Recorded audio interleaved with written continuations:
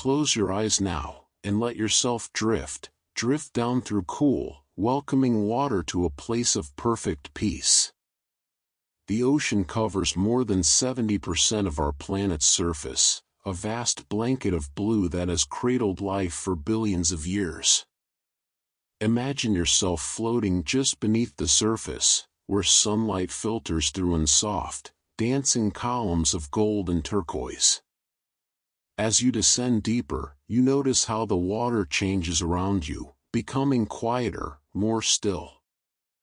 The ocean holds 97% of all the water on Earth, and in this immense volume, sound travels differently than in air. Here, beneath the waves, you're wrapped in a liquid silence that's not quite silent at all. It's filled with the gentlest of movements, the softest of currents brushing past like silk. You're suspended now in what scientists call the pelagic zone, the open water column that extends from surface to seafloor. There's something deeply comforting about this space. No walls, no boundaries, just endless blue in every direction. The water around you maintains a surprisingly constant temperature in the deep ocean, hovering around 2 to 4 degrees Celsius, a coolness that feels refreshing rather than cold, like a gentle hand against your forehead on a warm night. As you float, you notice tiny specks drifting past, marine snow, they call it. These are small particles of organic matter, descending slowly through the water column like the gentlest snowfall you've ever seen.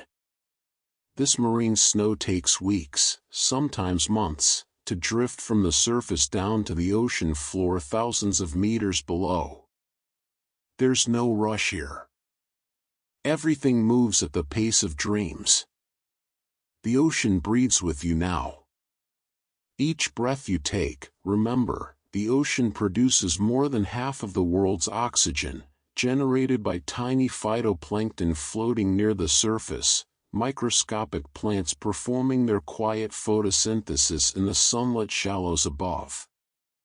With every breath, you're connected to this vast, living system. Let yourself sink deeper now, deeper still, into the embrace of the gentle deep. You're descending now into a realm of perpetual twilight, a place where the sun's rays begin to fade into something softer, something dreamlike. This is the mesopelagic zone, the twilight zone of the ocean, stretching from about 200 meters down to 1,000 meters below the surface. Here, the light doesn't disappear all at once, it transforms, becoming a deep, peaceful blue that seems to glow from within the water itself. As you drift through this twilight, you might notice something magical, tiny points of light beginning to flicker around you like stars emerging at dusk. These are bioluminescent creatures, animals that create their own light through gentle chemical reactions within their bodies. Nearly 90% of the creatures living in this twilight zone possess this ability to glow, carrying their own small lanterns through the dark. Imagine that, being able to create your own light, your own comfort, wherever you go. The pressure around you is increasing now, but you don't feel compressed. Instead, you feel held, gently supported by the water from all sides. For every 10 meters you descend, the pressure increases by 1 atmosphere, and yet the creatures here have lived their entire existence in this embrace. They know nothing but this gentle, constant pressure. Into them, it feels like home. Time moves differently here in the twilight realm.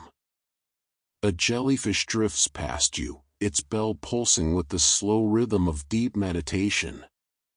Some jellyfish species have existed in the ocean for over 500 million years, long before the first trees appeared on land, long before dinosaurs walked the earth. They've been pulsing through the water with this same gentle rhythm since before time had meaning, and they continue still, patient and eternal. The water around you is so still now, so quiet. In the deep ocean, away from the churning surface, water can remain in the same place for over 1,000 years, undisturbed, flowing in slow, ancient currents called thermohaline circulation. The water cradling you now might have begun its journey when medieval castles were being built, when explorers first crossed vast seas in wooden ships. It has traveled the world in silence, and now it holds you, briefly, before continuing its patient journey. You notice the temperature growing cooler as you sink, a refreshing coolness that makes you want to slow down even more, to move even less. Let yourself become still as these ancient waters, as timeless as the jellyfish. Deeper we go, into the peaceful dark. You've entered the midnight zone now, the bathypelagic realm, where sunlight has surrendered completely to darkness. This is not a frightening darkness, it's the darkness of a warm blanket pulled over your head, the darkness of closing your eyes and feeling safe. Here, between 1,000 and 4,000 meters deep, you float in a space of complete and utter tranquility. In this darkness, you begin to notice more bioluminescent creatures, their soft glows like night lights in a child's bedroom. A delicate comb jelly drifts by, its rows of cilia creating rippling rainbows of light even in the blackness, not from bioluminescence, but from the way they refract what little light exists. These creatures are 95% water, barely more substantial than the ocean itself. Imagine being so light, so effortless, that you're almost indistinguishable from the world around you, no weight to carry, no burden to bear. The ocean floor is still far below you, thousands of meters away, but you're suspended in this middle realm, this between place. The Atlantic Ocean, which you might be floating above, has an average depth of about 3,300 meters.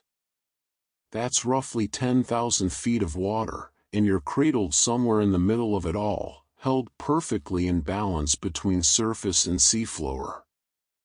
A barrel-eye fish appears in the distance, its transparent head revealing its tubular eyes pointing upward, forever gazing at the faint light from above.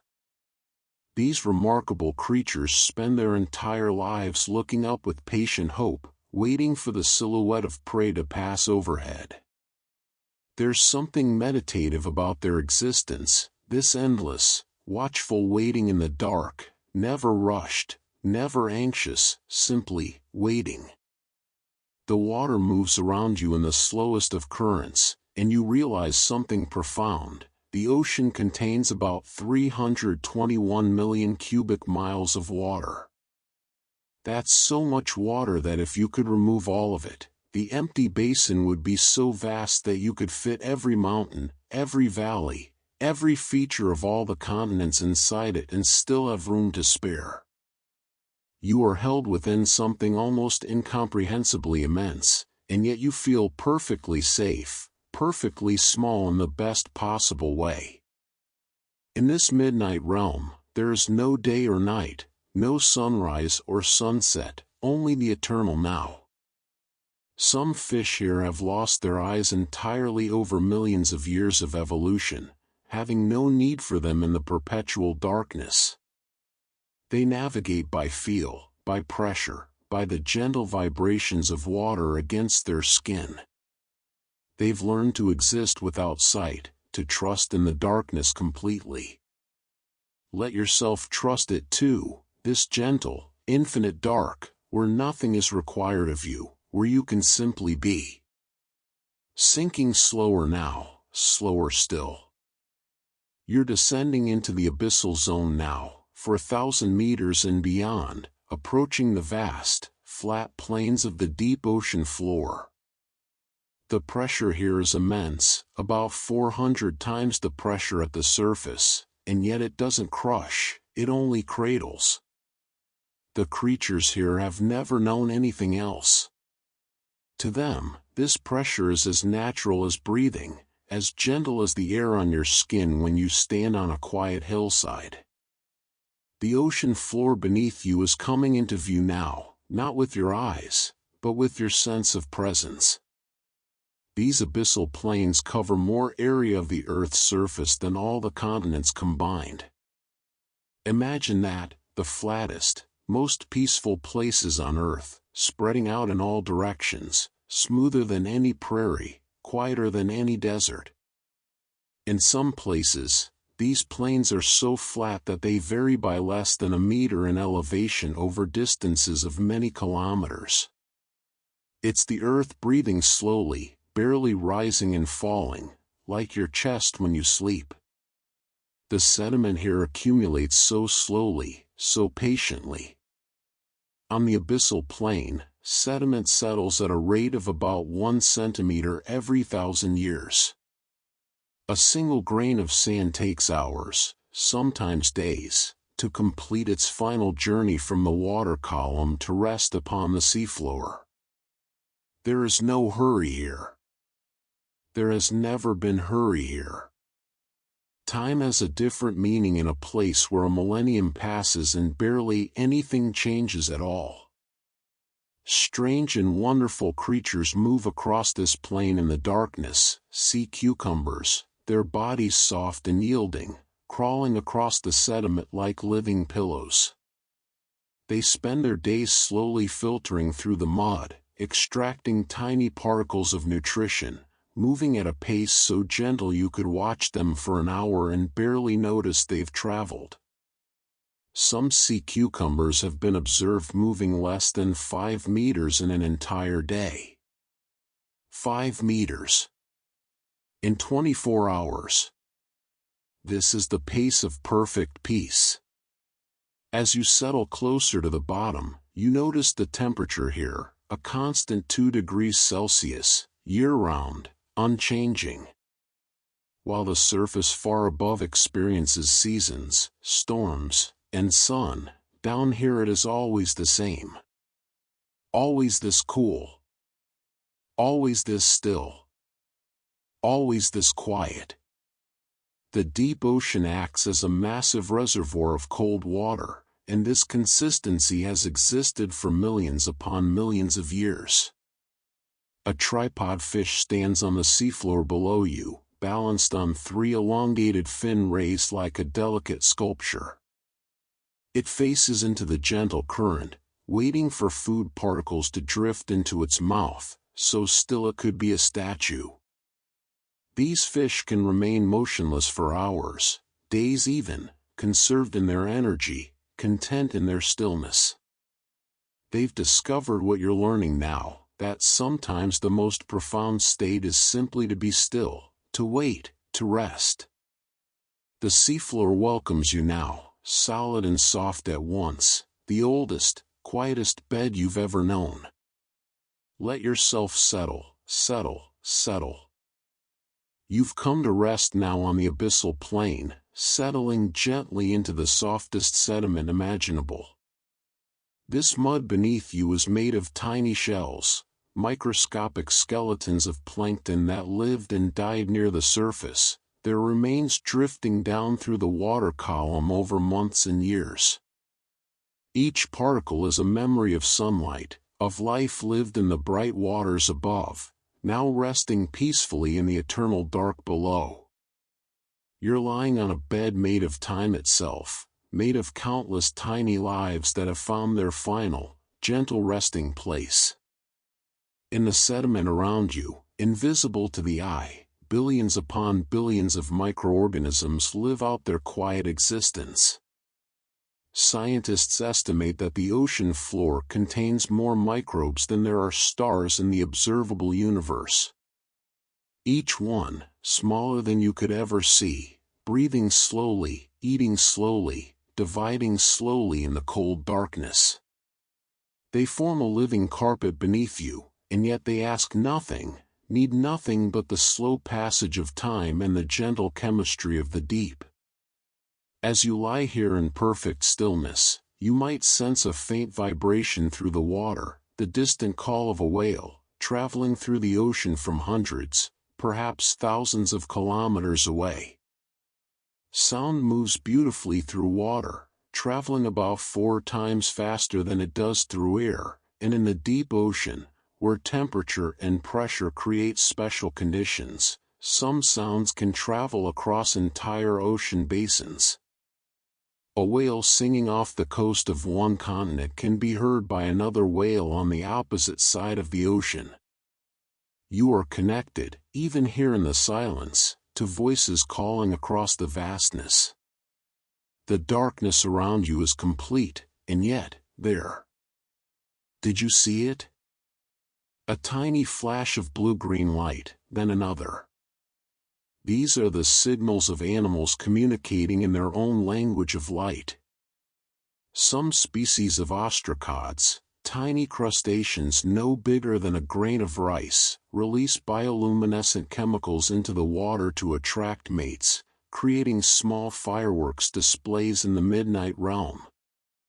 Even here, in the deepest dark, there is courtship, there is connection, there is the gentle persistence of life reaching out for life. Beneath you, the ocean floor itself tells an ancient story. The oldest parts of the seafloor are only about 200 million years old, young compared to rocks on land, because the ocean floor is constantly renewing itself. Along mid-ocean ridges, new seafloor is born from volcanic activity, spreading slowly outward at about the same rate your fingernails grow. 2 to 5 centimeters per year. The earth rebuilding itself so gradually, so patiently, that you could live an entire lifetime and never notice the change. Everything here happens in earth time, in geologic patience, in the slowest breath imaginable. You sink a little deeper into the sediment now, cradled by millions of years, surrounded by the whispers of whales and the gentle glow of creatures sharing their light. There is nowhere else you need to be, nothing else you need to do. Just rest here, in the deepest peace the world has to offer. As you rest on the abyssal plain, you sense something in the distance, a presence, a rising. If you could see through the darkness, you would know that you're near one of the ocean's greatest secrets, the mid-ocean ridge system, the longest mountain range on Earth. This chain of underwater mountains stretches for over 65,000 kilometers, winding through every ocean basin like a seam holding the world together. It's nearly 10 times longer than the longest mountain range on land, and yet most people will never know it exists, hidden here in the peaceful deep. These mountains were born from the Earth's core, from magma rising slowly through cracks in the seafloor, cooling and hardening into new rock. The process continues still, even now as you rest here, the planet creating itself, expanding, growing, breathing out stone and mineral in the slowest exhalation imaginable. You're resting near the very place where the earth renews itself, and there's something deeply comforting about that, being close to the source of creation, where everything begins again. Near these ridges, something extraordinary exists, hydrothermal vents, underwater hot springs where superheated water, rich with minerals, pours out from beneath the seafloor. The water can reach temperatures of 400 degrees Celsius, and yet it doesn't boil because of the immense pressure holding it down, keeping it liquid. Around these vents, in what should be a lifeless desert of cold and dark, entire ecosystems thrive. Tube worms taller than a person sway gently in the warm currents, their red plumes filtering the water, living without sunlight, without photosynthesis, sustained entirely by chemicals rising from the Earth's interior. These vent communities were only discovered in 1977, barely 50 years ago. Before then, scientists believed nothing could survive in such conditions, and yet life found a way, not just to survive, but to flourish. There's a lesson in that, perhaps, that even in the deepest darkness, In the most extreme pressures, warmth can be found, communities can form, life persists with quiet determination. The ocean floor is not flat everywhere, you realize now. It has its own geography, its own hidden canyons and seamounts. There are underwater mountains that rise thousands of meters from the seafloor but never quite break the surface, their peaks still hundreds of meters below the waves. These seamounts number in the tens of thousands throughout the world's oceans, each one creating its own local currents, its own microhabitat, a gathering place for fish and coral that flourish on their slopes. Secret mountains that have never felt wind, never known sun, existing in their own private twilight. You imagine the vastness of it all, this entire world beneath the waves that extends in every direction, full of mountains and plains, valleys and ridges, all hidden beneath that gentle ceiling of water far above. The ocean holds more living space than all the habitable land on Earth. More room to exist, to float, to simply be. And you are here, held within it, part of this hidden world. Drifting now along the seafloor, following gentle currents you cannot see but only feel. The current carries you now, so gently you barely notice you're moving, across the abyssal plain towards something rising from the seafloor, a field of glass sponges, their delicate structures reaching upward like crystalline trees in a submerged forest. These sponges are among the oldest living things on Earth. Some specimens have been alive for over 11,000 years, filtering water through their bodies day after day, year after year, century after century, since the last ice age ended and humans first began to farm the land. Imagine living for 11,000 years in perfect stillness, never moving from your spot, simply breathing water in and out, in the slowest meditation ever practiced. These sponges filter enormous volumes of seawater through their bodies. A single large sponge can process thousands of liters each day, extracting microscopic particles of food so small you could never see them. They sustain themselves on almost nothing, asking so little from the world, and in return they've been granted more time than almost any other creature. You drift among them now, these glass gardens, and notice how they grow in clusters, forming reefs that can extend for kilometers. The largest known glass sponge reef, off the coast of British Columbia, stretches for nearly 19 kilometers and is thought to be over 9,000 years old. A structure built by tiny animals, grain by grain, year by year, never rushing, never stopping, creating something magnificent through pure, patient persistence. The darkness here feels different now, not empty, but full. Full of slow growth, of ancient lives, of structures being built one microscopic layer at a time. A brittle star crawls across a sponge with its 5 delicate arms, moving in that characteristic slow dance, each arm taking turns to pull the creature forward. Scientists have counted over 2,000 species of brittle stars throughout the world's oceans, many living here in the deep, and they've been moving this way, with this same graceful crawl, for over 500 million years. As you float past the sponge gardens, you notice how they filter the water around you, cleaning it, clarifying it. The ocean has its own purification systems, its own ways of maintaining balance. Sponges and filter feeders throughout the seas process the ocean's water again and again, removing particles, recycling nutrients, maintaining the clarity and health of the deep. Every 3,700 years or so, the entire volume of the ocean passes through these living filters. The ocean cleans itself, heals itself, maintains itself in perfect equilibrium. You settle down beside a particularly ancient sponge, its lattice-like structure covered in tiny organisms that have made their home upon it. This single sponge is an entire ecosystem, a high-rise apartment building for countless small creatures seeking shelter in the vastness. Even here, in the most remote places on Earth, community exists, interdependence, the gentle truth that nothing lives alone, that everything supports and is supported by something else. Rest here a while, among these ancient ones, let their patience seep into you. There is no need to count the years, they don't. You're drifting again now, carried by currents so subtle they feel like the ocean's own breath, when you notice something ahead, a shape, massive and gentle, resting on the seafloor.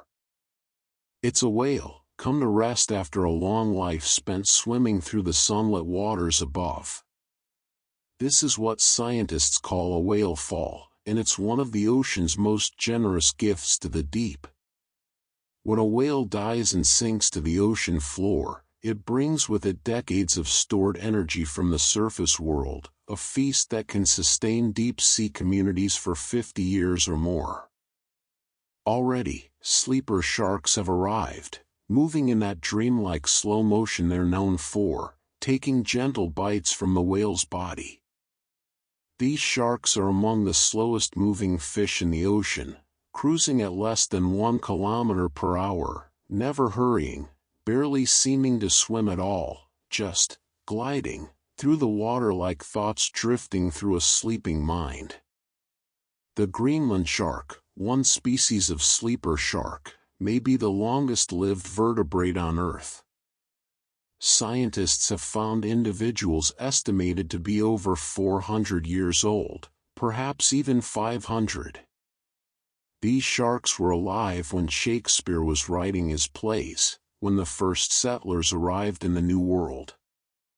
They've been swimming slowly through Arctic and deep waters for centuries, growing only about 1 centimeter per year, patient beyond measure. You watch as hagfish emerge from the sediment, these ancient eel-like creatures that have remained virtually unchanged for 300 million years. They enter the whale through any opening they can find, consuming it from the inside out with the most patient efficiency. There's no waste here, no hurry. Everything has its role, its time, its place in this deep-sea symphony of recycling and renewal. Over months and years, the whale's soft tissues will be consumed, and then a new community will arrive, bacteria that can break down the bones themselves, extracting energy from the oils and fats stored within. A single whale skeleton can support a thriving ecosystem for half a century, providing an oasis of life in the vast emptiness of the abyssal plain. In the deep ocean, where food is scarce and meals may be separated by months or even years, a whale fall is a blessing that echoes through generations. You settle near the whale, feeling the quiet activity around it, not frenzied, but methodical, respectful somehow. Even in death, the whale continues to give, continues to nourish, continues to support life in the deepest reaches of the sea. There's a circle here, a completion, what rises must fall, what lives must die, and in dying becomes the foundation for new life to flourish. The ocean wastes nothing. Every fallen leaf that drifts into the sea from coastal forests, every bit of marine snow, every creature that completes its journey, all of it is welcomed, transformed, incorporated back into the endless cycle. The deep seafloor receives everything with equal patience, breaking it down, building it back up, maintaining the balance that has existed for hundreds of millions of years. Rest here beside this gentle giant, this last gift to the deep. Feel how even endings are beginnings, how everything returns, how nothing is ever truly lost. Just transformed, recycled, renewed. You feel yourself being drawn now, pulled gently toward the deepest places of all, the ocean trenches, those great chasms in the seafloor where the Earth's crust bends and folds back into itself. The Mariana Trench, the deepest of them all, plunges nearly 11,000 meters below the surface, deeper than Mount Everest is tall. If you could place the highest mountain on Earth into the deepest trench, its peak would still be covered by over 2 kilometers of water. As you descend into a trench, the walls rising on either side of you, you enter the Tidal zone, named after Hades, the ancient Greek underworld, though there's nothing frightening here. Only depth. Only pressure. Only the ultimate expression of the ocean's embrace. The pressure at the bottom of the Mariana Trench is over 1,000 times the pressure at the surface, over 8 tons per square inch, and yet, life exists even here. Snailfish drift past you in the darkness, their bodies gelatinous and soft, perfectly adapted to pressures that would crush almost anything from the surface world. These fish have no swim bladder, the organ most fish use to control their buoyancy, because at these depths, any air-filled space would collapse instantly.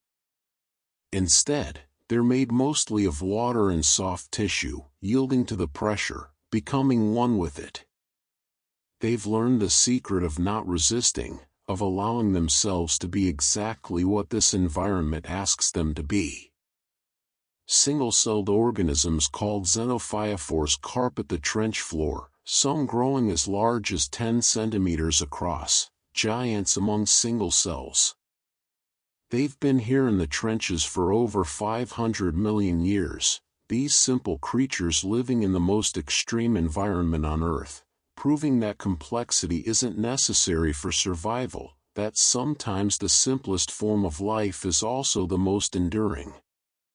The sediment in the trenches is different from the abyssal plains. Here, the mud can be hundreds of meters deep, accumulated over countless millennia. When you touch it, it yields like the softest clay, and you realize that you're touching material that has been undisturbed for longer than human civilization has existed. Every layer represents an age, the age of mammals, the age of dinosaurs, ages that have no names because they came and went before anything existed that could name them. And yet, even here in the deepest fold of the ocean, there is sound. Scientists have recorded the rumble of earthquakes traveling through the trench walls, the distant calls of baleen whales from the surface world, even the mysterious sounds of the earth itself, slow groans and creaks as tectonic plates shift against one another, moving at the pace of fingernail growth, reshaping the planet grain by grain, year by year. You let yourself sink into the trench sediment now, deeper than you've ever been, held by more water than you can comprehend, and you feel safe. Protected. Held by the entire weight of the ocean, and yet not crushed, supported, as if the ocean has wrapped itself around you like the most perfect blanket ever woven. This is the bottom, the deepest rest, the ultimate letting go. Nothing can fall further, there is nowhere left to sink. Only peace remains, only this. You've rested now in the deepest place, and something is shifting, a gentle upward current, warmer than the surrounding water, begins to lift you. You don't resist. You let it carry you, beginning the long, slow journey back toward the light. But there's no hurry. The ocean will take its time with you, as it does with everything. This current you're riding is part of the Great Oceanic Conveyor Belt, a system of currents that circulates water throughout all the world's oceans. Cold, dense water sinks near the poles and travels along the ocean floor, while warmer water rises and flows along the surface, creating a circulation that can take 1,000 years to complete one full cycle. The water carrying you now might not return to this exact spot for 10 centuries. You are riding a current that moves in geological time, in the patient rhythm of the planet itself. As you rise slowly through the Tidal zone back toward the abyssal plain, you notice how the deep ocean acts as the Earth's climate regulator. The ocean absorbs heat from the sun, stores it, and redistributes it around the planet through these currents. It absorbs carbon dioxide from the atmosphere, holds onto it in its depths, moderating the air above. The ocean is the great stabilizer, the patient keeper of balance, absorbing extremes and releasing gentle steadiness in return. You pass through clouds of marine snow again, those particles still making their eternal descent as you rise. Some of this organic matter will take months to reach the bottom. You're passing through time itself, through layers of falling history. A larvation drifts by, its delicate, transparent body barely visible even if there were light to see it. These creatures create mucus houses around themselves, elaborate structures of filters that trap tiny food particles. When the filter gets clogged, they simply abandon it and build a new one, leaving the old house to drift down to the depths. Even their discarded homes become food for others, become part of the marine snow, become part of the great giving that is the ocean.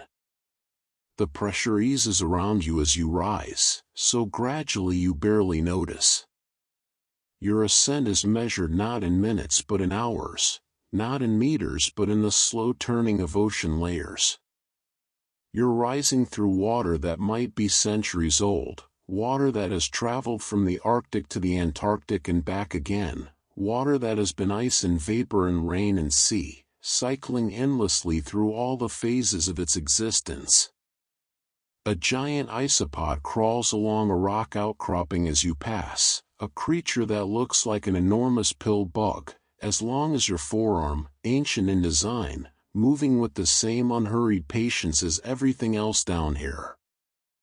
These isopods can go for years without eating, their metabolism so slow that time almost seems to stop for them. They wait in the darkness, conserving energy, existing in a state between action and rest, proving that life doesn't always have to be about constant movement, constant consumption, constant doing. You rise, and rise, and rise, through layers of time and temperature and memory. The ocean holds you still, even as you ascend. There is no sensation of climbing, only of being gently lifted. Like a sigh, like a breath released, effortless. You're back in the mesopelagic zone now, that realm of perpetual twilight where the faintest blue glow begins to filter down from somewhere far above. The darkness is no longer absolute, it's softening, like the sky just before dawn, full of promise and gentle transition. You've returned to the place where light and dark meet and mingle, where neither dominates, where everything exists in perfect balance between the two. Here in the twilight zone lives more fish biomass than anywhere else in the ocean. Scientists estimate there may be up to 10 billion tons of fish in this zone alone, more than all the fish in all the surface waters combined. And yet, you float through it in peace, in spaciousness, because the ocean is so vast that even 10 billion tons of life can spread out in comfortable distance, each creature with room to exist, room to breathe, room to be. A lanternfish appears near you, its rows of photophores glowing gently along its belly, a pattern of lights like windows in a distant building at night. These small fish, rarely longer than your hand, are among the most abundant vertebrates on Earth. Every night, they rise from the twilight zone toward the surface to feed, and every morning they descend back down to rest in the dim safety of the deep. This daily migration, called vertical migration, is the largest movement of animals on the planet, billions upon billions of creatures rising and falling with the rhythm of day and night, a gentle tide of life flowing up and down through the water column. The lanternfish swims alongside you for a moment, then continues its ascent. You wonder at its journey, traveling hundreds of meters twice a day, every day of its life, following an ancient rhythm programmed into its very being. There's something comforting about that kind of routine, that predictability. Sunrise, swim up. Sunset, swim down. The same journey, day after day, and in that repetition, a kind of meditation, a kind of peace. You notice the temperature changing now, growing slightly warmer as you rise. The ocean is layered like a cake, with different temperatures stacked on top of each other, separated by boundaries called thermoclines. These layers can be incredibly stable, remaining distinct for years, decades, centuries. You're passing through them now, through invisible barriers that feel like the gentlest of curtains brushing against your skin. A jellyfish pulses past, its bell contracting and relaxing, in the eternal rhythm of its kind. Jellyfish are 95% water, as you remember from your descent, but now you notice something else: they have no brain, no blood, no heart. They're among the simplest animals to exist, and yet they've survived for over 600 million years, outlasting countless more complex creatures that have come and gone. Sometimes simplicity is the greatest sophistication. Sometimes the answer is not to think more, but to think less, to simply pulse, and float, and be. The water around you is coming alive with movement now, you can sense it more than see it.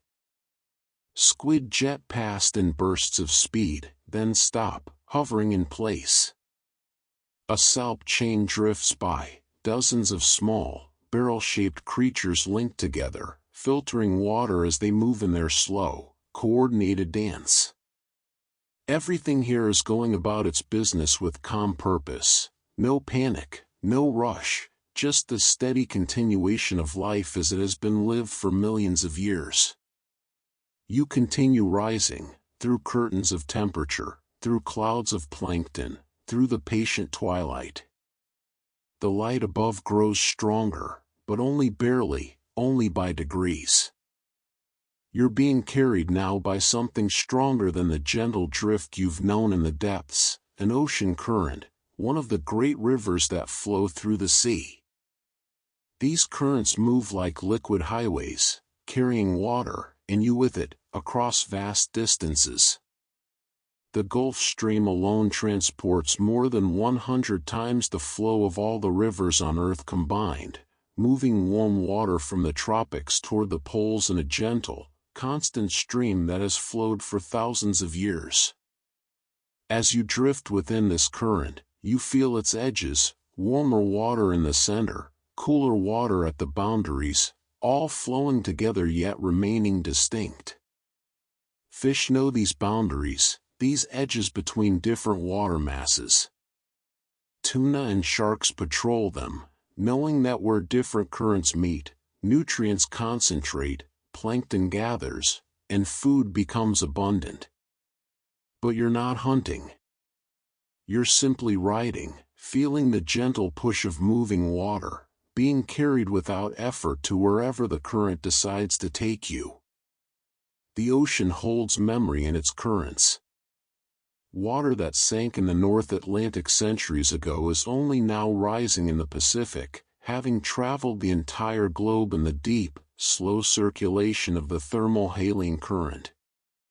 The water flowing past you now carries with it the memory of where it's been, traces of minerals from distant seafloors, microscopic organisms from foreign waters, temperature signatures from poles and tropics.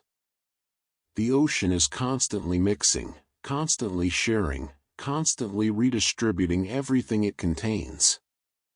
A sea turtle glides past you, riding the same current, its flippers barely moving. Sea turtles can travel thousands of kilometers using ocean currents as their highways, some making journeys across entire ocean basins and then, miraculously, finding their way back to the exact beach where they were born decades earlier. They navigate using the Earth's magnetic field, sensing invisible lines of force that guide them home. The ocean may seem trackless and empty, but to those who know how to read it, it's full of pathways, full of direction, full of ways home. You notice how the current moves in gentle undulations, not in a straight line but in flowing curves and eddies, like a river winding through a valley. These curves are called meanders, and sometimes they pinch off to form circular currents called eddies that can persist for months or even years, spinning slowly through the ocean like liquid whirlpools turned on their side. Inside an eddy, water from one part of the ocean becomes isolated, carrying its temperature, its chemistry, its community of plankton and fish on a slow spinning journey through foreign waters. The sound of the current surrounds you now, not a roar, but a whisper, a soft rushing like wind through distant trees. Some ocean currents create sounds as they flow over underwater mountains and through narrow passages, sounds that can be heard by whales and dolphins navigating in the dark, using the ocean's own voice to find their way. The sea is never truly silent. It hums with currents, clicks with snapping shrimp, moans with whale song, whispers with the movement of countless fins and the settling of endless sediment. Let the current carry you now, no need to swim, no need to choose a direction. Trust the flow, as the turtles do, as the whales do, as the water itself does. Moving, always moving, and yet at rest within the movement. The current has carried you toward the coast now, and you sense something new, vertical movement, swaying forms reaching from the seafloor toward the surface. You've arrived at a kelp forest, those towering underwater groves where giant kelp rises like liquid trees through the water column. Some kelp can grow over 60 meters tall, reaching from the bottom to the surface, and they grow with astonishing speed, up to 0.5 meter per day in the right conditions. Imagine that, growing so fast you could almost watch it happen, and yet the motion is so smooth, so gradual, that it still feels like the slowest of dances. You drift between the kelp stalks now, their golden brown fronds swaying in the gentle surge. Sunlight filters through them, creating shifting patterns of light and shadow on the seafloor below, a constantly changing mosaic of brightness and shade. This is a forest that breathes with the ocean's rhythm, swaying with each swell, bending but never breaking, flexible in ways that no tree on land could ever be. A sea otter floats past on its back near the surface, wrapped in kelp to anchor itself while it rests. These otters sleep this way, wrapping themselves in the kelp fronds like a blanket, letting the forest hold them safe while they drift in dreams. They have the densest fur of any animal on Earth, up to 1 million hairs per square inch, a coat so thick that their skin never actually touches the cold water. Imagine being so perfectly insulated, so completely protected, that the ocean's chill can never reach you. The kelp holdfasts, their root-like structures that grip the rocky seafloor, create their own tiny universes. Within a single holdfast, scientists have counted over 1,000 individual creatures, brittle stars, sea urchins, tiny crabs, worms, and snails, all making their homes in the tangled structure. Each holdfast is an apartment complex, a shelter, a world within a world. The kelp asks nothing in return for providing this home. It simply grows, and in growing, creates space for others. You notice how the kelp forest dampens the wave energy, creating a zone of calm in what might otherwise be turbulent water. The tall fronds absorb the force of incoming swells, protecting the creatures below from the constant churning of the surface. Even in the midst of a storm above, the kelp forest maintains a relative peace, a sheltered space where life can continue undisturbed. A school of senorita fish weaves through the kelp blades, each fish a flash of orange in the filtered green light. They move as one organism, turning in perfect synchronization, thousands of individual decisions somehow creating a single, flowing shape. When a predator approaches, the school contracts, tightens, becomes dense and confusing, a ball of fish that seems to pulse and breathe. Then the danger passes, and they relax again, spreading out, each fish maintaining just the right distance from its neighbors, never too close, never too far, in a spacing that feels both social and peaceful. The kelp sways above you, below you, around you, creating patterns of light that dance across your closed eyelids. Hypnotic, rhythmic, like a lullaby made of movement and shadow. Breathe with the kelp, sway with the kelp, rest in the forest that rocks with the gentle pulse of the sea. You're drifting now toward warmer waters, toward the tropics where the ocean takes on a different character, clearer, warmer, bathed in more abundant light. And rising from the seafloor, you see them, corals, creating structures of such intricate beauty that they seem like sculptures, like art the ocean has made for itself. These are coral reefs, and though they cover less than 1% of the ocean floor, they support nearly a quarter of all marine species. So much life, concentrated in these gardens of stone and living tissue. Each coral is not one creature, but thousands, tiny polyps, each no bigger than a pinhead, working together to build something far greater than themselves. During the day, they rest, their tentacles retracted, relying on the microscopic algae living within their tissues to produce food through photosynthesis. At night, they emerge, extending delicate tentacles to catch passing plankton, feeding in the darkness with patient, gentle persistence. They are both plant and animal, individual and colony, simple and complex all at once. The coral grows slowly, so slowly. A reef-building coral might grow only 1 to 2 centimeters per year. The massive coral formations you see around you, some the size of houses, could be hundreds of years old, some over 1,000. Every ridge, every curve, every branch represents decades of careful construction, calcium carbonate deposited grain by grain, layer upon layer, building a foundation that will outlast empires. You settle onto a sandy patch between coral heads and watch the reef's slow ballet. A parrotfish drifts by, its beak-like mouth scraping algae from the coral surface, creating small puffs of white sand as it grinds up coral skeleton along with its food. This fish is a reef sculptor, gradually reshaping the coral, and it's also a beach creator. Much of the white sand on tropical beaches comes from parrotfish, each fish producing hundreds of pounds of sand per year through its feeding and digestion. The beach you might walk on someday was once coral, was once fish food, was once part of this slow cycle of growth and erosion, creation and transformation. A cleaner wrasse sets up its station on a coral head, and larger fish queue up, waiting their turn to be cleaned.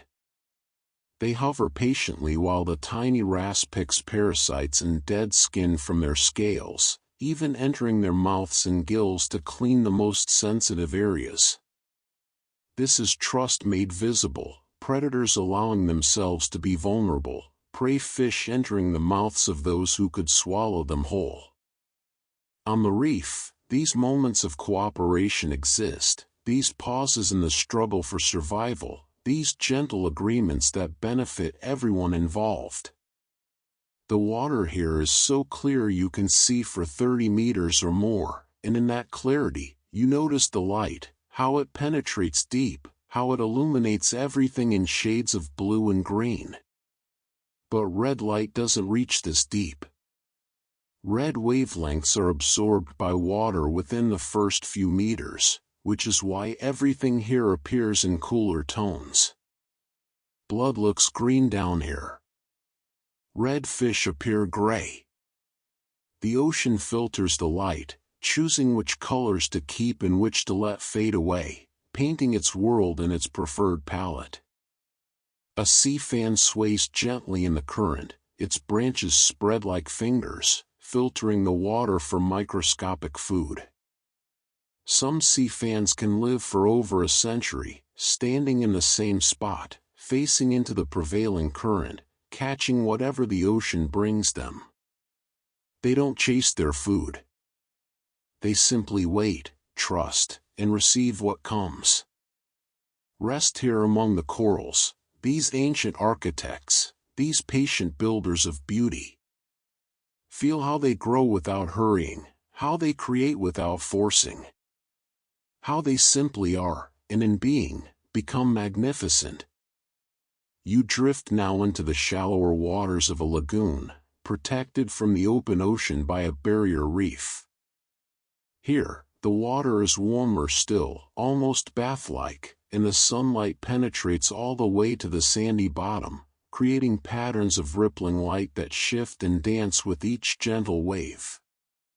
The lagoon is a nursery, a shelter, a place where the ocean's youngest creatures find refuge while they grow. The sand beneath you is alive with movement, though you'd barely notice unless you looked closely. Tiny gobies, fish no longer than your fingernail, dart between grains of sand. Garden eels sway from their burrows, their bodies half buried, looking like blades of seagrass moving in an invisible breeze. A stingray glides past, its body rippling in that characteristic wave motion, and settles onto the sand, burying itself with gentle undulations until only its eyes remain visible, two small periscopes watching the world above. Seagrass meadows carpet portions of the lagoon floor, their blades swaying in perfect unison with the current. These underwater meadows are some of the most productive ecosystems on Earth, and they perform a quiet miracle. They can capture carbon from the atmosphere and store it in their roots and in the sediment below for thousands of years. A single acre of seagrass can absorb as much carbon as 15 acres of rainforest. The ocean is breathing in, holding its breath, storing away the excess for safekeeping. You notice juvenile fish everywhere, baby snappers, tiny groupers, miniature versions of the fish you saw on the reef, all seeking shelter among the seagrass blades. The lagoon is their sanctuary, a place where they can grow without the constant threat of predators from the open water. Some will spend months here, even years, before venturing out to the reef. The ocean provides this protected space, this gentle beginning, giving life a chance to establish itself before facing the deeper challenges beyond.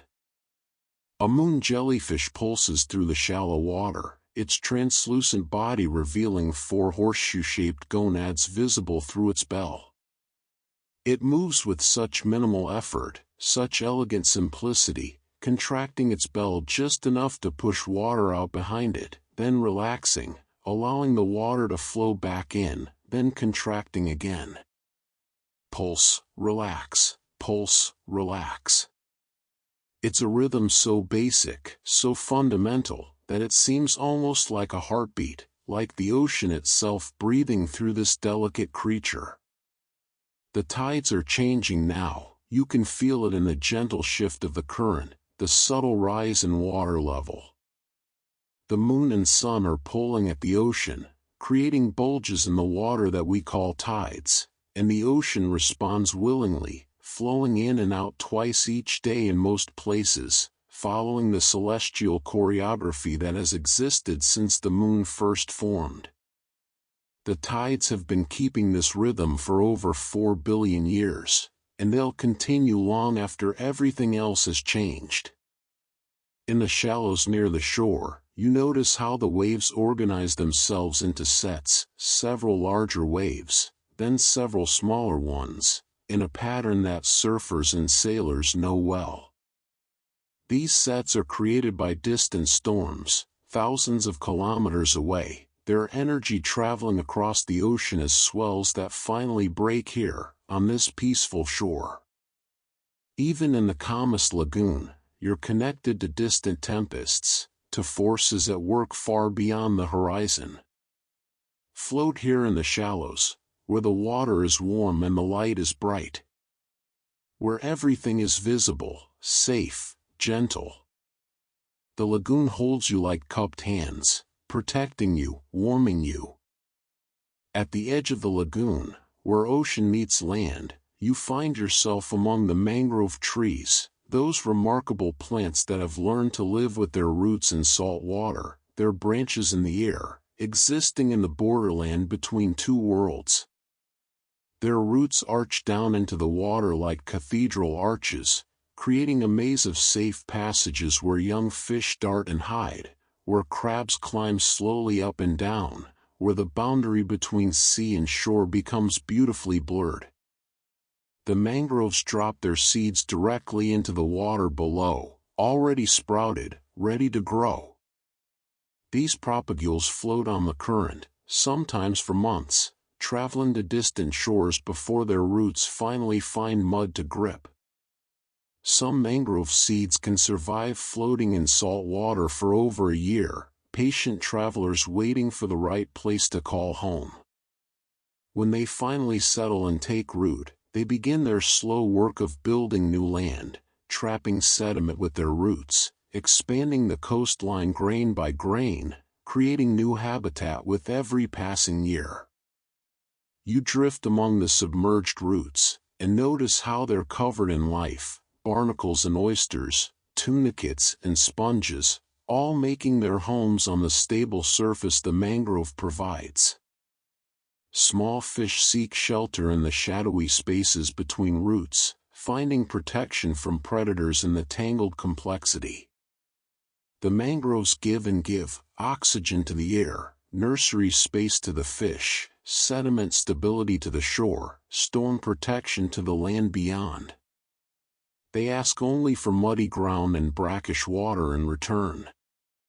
A young lemon shark swims past, barely a meter long, its body the color of pale sand. Many shark species use mangrove forests as nurseries, giving birth to their young in these protected waters where food is abundant and large predators rarely venture. The baby sharks will spend their first years here, growing slowly, learning to hunt in the relative safety of the roots before eventually moving out to the open ocean. Even apex predators need a gentle beginning, a place to be vulnerable while they grow strong. The water here is murky compared to the crystal clarity of the reef, full of tannins from decaying leaves, rich with nutrients, alive with particles both living and dead. But this murkiness is nourishing, not dirty. The mangroves are processing nutrients, filtering water, creating the organic rich soup that feeds countless small creatures, which in turn feed larger ones, creating a food web so complex that scientists are still discovering new connections, new relationships, new dependencies. You notice the tide dropping now, the water level slowly falling. Some of the upper mangrove roots begin to emerge, glistening and wet in the tropical air. Mudskippers, those peculiar fish that can breathe air and walk on land, hop from root to root, equally at home in water or out of it. They carry water in their gill chambers, keeping themselves moist, living proof that the boundaries we draw between environments are softer than we think, that life finds ways to exist in the in-between places, the thresholds, the margins. As the tide continues to ebb, you move with it, flowing gently back toward deeper water. The mangroves release you from their protective embrace, their roots gradually becoming fewer, the water clearing slightly as you drift away from shore. But you carry with you the knowledge of that green sanctuary, that nursery where land and sea collaborate to create abundance. Drifting outward now, back toward the open water, following the tide's gentle pull. The mangroves grow smaller behind you, but their gift continues, in the young fish swimming beside you, in the nutrients flowing with the current. Everything the ocean touches, it connects.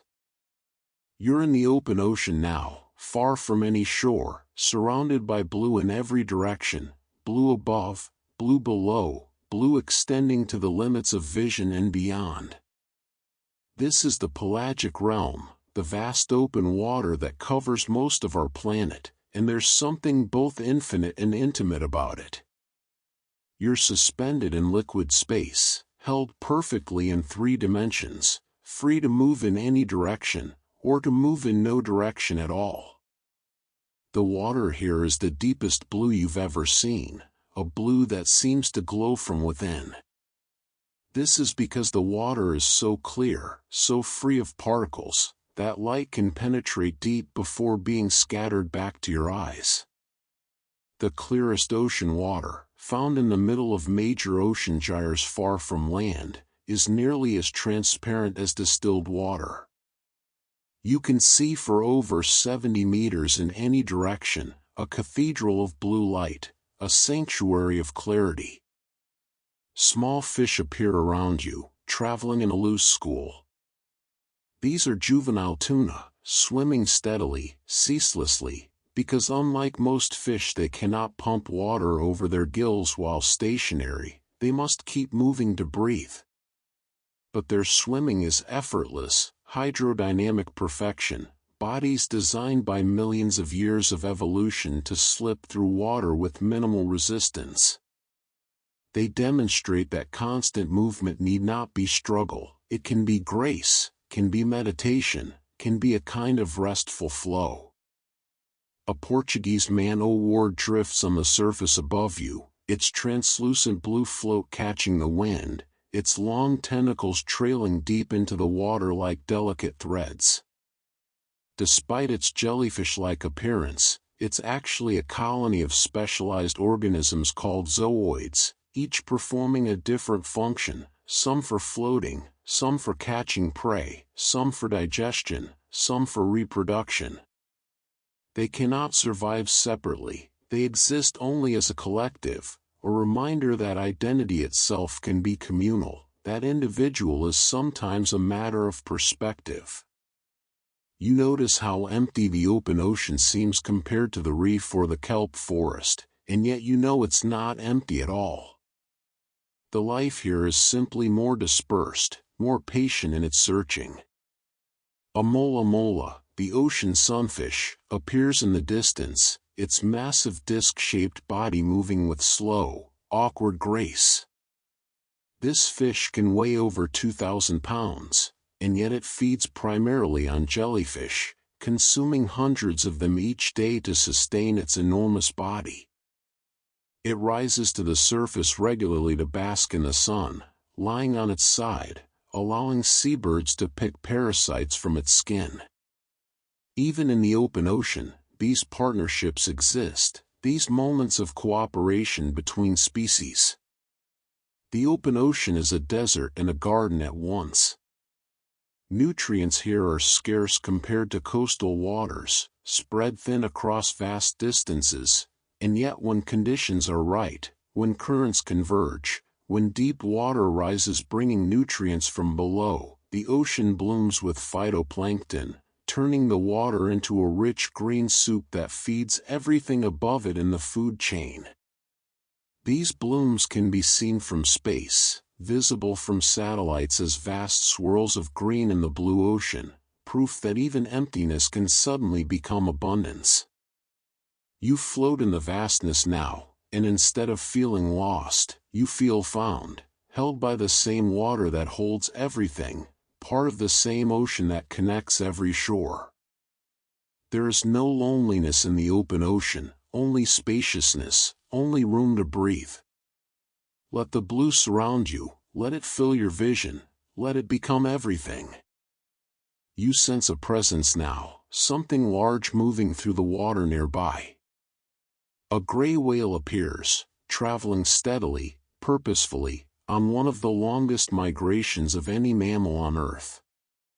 These whales travel up to 12,000 miles round trip each year, from their feeding grounds in the cold Arctic waters to the warm lagoons of Baja California where they give birth. 12,000 miles, swimming almost continuously for months, following routes passed down through generations, navigating by instinct and memory and the subtle cues of the ocean itself. The whale passes close enough that you can see the barnacles encrusted on its skin, the scars from encounters with orcas, the gentle eye that seems to regard you with calm awareness. Its breath rises in a misty plume when it surfaces, a sound like a distant sigh, then it dives again, flukes lifting gracefully into the air before sliding beneath the surface. The whale is not hurrying, even migration, even a journey of thousands of miles, is done at the whale's own patient pace, traveling perhaps 100 miles per day, resting when needed, feeding when possible, moving with the rhythms that whales have followed for millions of years. You realize now that you're in the midst of an invisible highway, a migration route used by countless species. Sea turtles pass through these waters on their way to nesting beaches. Tuna cross entire ocean basins following food and temperature gradients. Even tiny zooplankton migrate, though their journey is vertical rather than horizontal, rising toward the surface each night, sinking to depth each day, traveling perhaps only a few hundred meters but doing so faithfully, every single day of their lives. A pod of dolphins appears, their sleek bodies cutting through the water in graceful arcs. They're bow riding an invisible pressure wave, surfing through the ocean with what appears to be pure joy. Dolphins can swim at speeds of over 30 kilometers per hour, and yet right now they're simply playing, leaping for the pleasure of it, creating trails of bubbles that spiral and shimmer in the blue water. Even in the midst of migration, even while traveling, there is room for play, for joy, for the simple pleasure of movement through water. The dolphins produce clicks and whistles, sounds that travel far through the water, and you realize you're hearing conversation, not random noise, but communication. Each dolphin has a signature whistle, a name that others use to call it, and they use these names to maintain contact even when separated by distance or murky water. The ocean carries their voices, their identities, their social bonds, keeping pods connected across the vastness. Beneath you, deeper in the water column, you sense rather than see the presence of a sperm whale, diving to depths of over 2,000 meters in search of giant squid. These whales can hold their breath for over 90 minutes, descending into absolute darkness to hunt, then rising slowly back to the surface to breathe. Their hearts slow during the dive, conserving oxygen, and their bodies are filled with special oils that help them withstand the crushing pressure of the deep. They carry the deep with them when they surface, smelling of the abyss, bridging the sunlit surface and the midnight zone with each dive. The migrations continue around you, through you, past you, species traveling north and south, surface to depth, following the food, following the seasons, following the ancient imperatives written into their very cells. You're part of the flow now, moving with the migrants, carried by the same currents, following the same invisible paths. No destination required, only the journey, only this gentle, endless traveling. You're approaching land again, though you can't see it yet. You can feel it, though, in the way the water grows slightly cooler, slightly more turbulent, rich with nutrients stirred up from below. You've reached the continental shelf, that underwater extension of the continents that slopes gently from the shore down to about 200 meters depth. These shelves make up only about 7% of the ocean floor, and yet they're among the most productive waters on Earth, teeming with life sustained by nutrients washed from the land and churned up from the seafloor. The bottom here is closer now. You can sense it beneath you, covered not in the soft ooze of the deep sea, but in sand and gravel, shells and rock. This is ancient land, once dry during ice ages when sea levels dropped, now submerged and reclaimed by the ocean. Mammoths once walked across what is now seafloor. Rivers carve valleys that are now underwater canyons. The shelf remembers its terrestrial past even as it lives its marine present. A flounder glides along the bottom, its flat body perfectly camouflaged against the sand, both eyes on the top of its head, watching for prey and predators alike. Flounders are born looking like normal fish, swimming upright with an eye on each side, but as they mature, one eye migrates to join the other, and they settle onto the seafloor to live the rest of their lives lying on one side. It's a remarkable transformation, from vertical to horizontal, from open water to bottom dwelling, from symmetric to asymmetric. The ocean allows for such transformations, such complete reinventions of self. You drift over a field of sand dollars, their fuzzy purple bodies half buried in the sediment, feeding on organic particles and tiny organisms. When they die, their spines fall away and their skeletons bleach white in the sun, eventually washing up on beaches where people collect them, little knowing that each one represents a life lived slowly on the seafloor, feeding and growing for 5 to 10 years before finally letting go. The beach treasures are memories of the living ocean, artifacts of patient lives completed. A school of anchovies passes overhead like a silver cloud, thousands of fish moving as one shimmering entity. These small fish are crucial to ocean food webs. They convert microscopic plankton into packages large enough for bigger predators to eat efficiently. Seabirds dive through the school from above, seals chase them from the side, and larger fish attack from below, yet the school persists, constantly reforming, individuals giving way but the collective enduring. There's a lesson there about resilience, about how communities survive what individuals cannot. The continental shelf channels nutrients and shapes currents in ways that concentrate life. Where the shelf edge drops away into deeper water, upwelling can occur, deep, cold, nutrient-rich water rising to replace surface water pushed away by winds.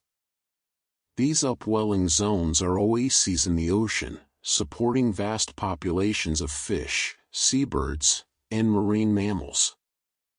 Some of the richest fisheries on Earth exist over continental shelves where upwelling occurs regularly, creating gardens in the sea that feed millions of people on land.